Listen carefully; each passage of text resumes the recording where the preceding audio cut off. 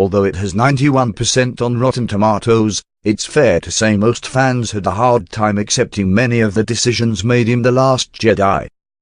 With so much of the setup for the new trilogy thrown out or ignored, and given that this film has such a tiny scope, we will be fixing it in a future What It Could Have Been video.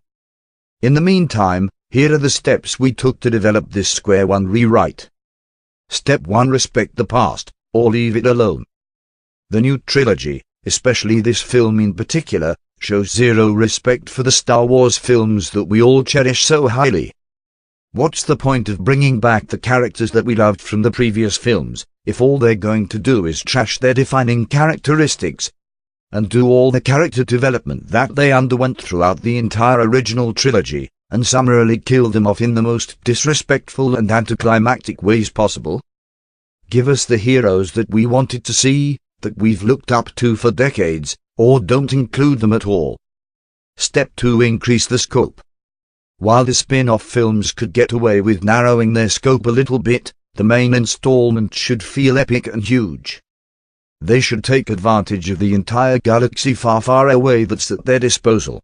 Otherwise, what's the point of making it a trilogy in the first place? This film in particular failed to give us the scope that we needed, the scope that a numbered Star Wars film deserves.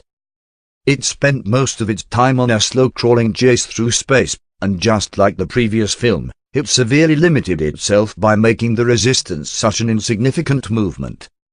It's surprising that the First Order cares about them enough to chase them at all, let alone to sacrifice everything for the sake of trying to eradicate them.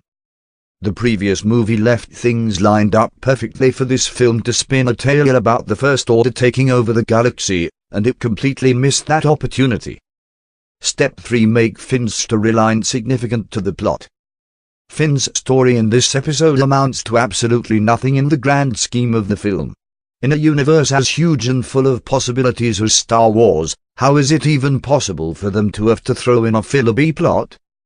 Finn could have went off and completely done his own thing, as Luke did in Episode 5 when he went to Dagobah and was completely disconnected from the rest of the characters. And it would have felt more significant than this shoehorn journey. Step 4. Let Finn die a hero's death. When the movie gave us the impression that Finn was going to sacrifice himself to save the Resistance, it made me genuinely giddy. This was the perfect development for his character.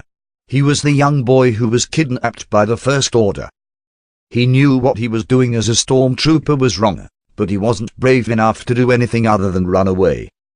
Finally, he finds a cause that he cares about, something worth believing in, and he sacrifices himself for it.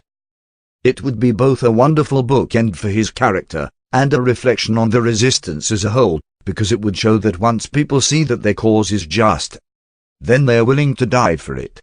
The fact that they didn't kill Finn off in this movie makes it feel as though the only thing they care about is the marketability of their characters, rather than their stories. Simply put, they can't make a Finn action figure for Episode 9 if he's dead. Step 5. If an overarching plot was developed for this trilogy, then stick to it. Rian Johnson did everything he possibly could to destroy what Episode 7 had developed. Luke was wearing a light-colored robe, then he changed to a dark-colored robe. Kylo wanted to find Luke, then he gave up on the pursuit. Kylo wore a mask as his grandfather did, then he destroyed it.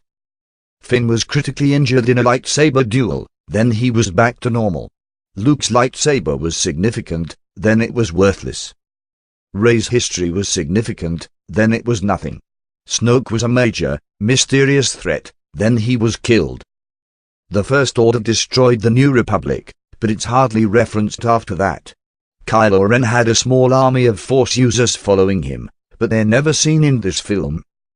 It's painfully obvious that Rian Johnson was the wrong man to make The Last Jedi. The effect of him tossing out all the material he was given is that this trilogy is going to be a huge, disjointed mess, no matter what reparations are made in Episode 9. Thank you for watching. If you have a movie you would like to see fixed, please leave it in the comments below.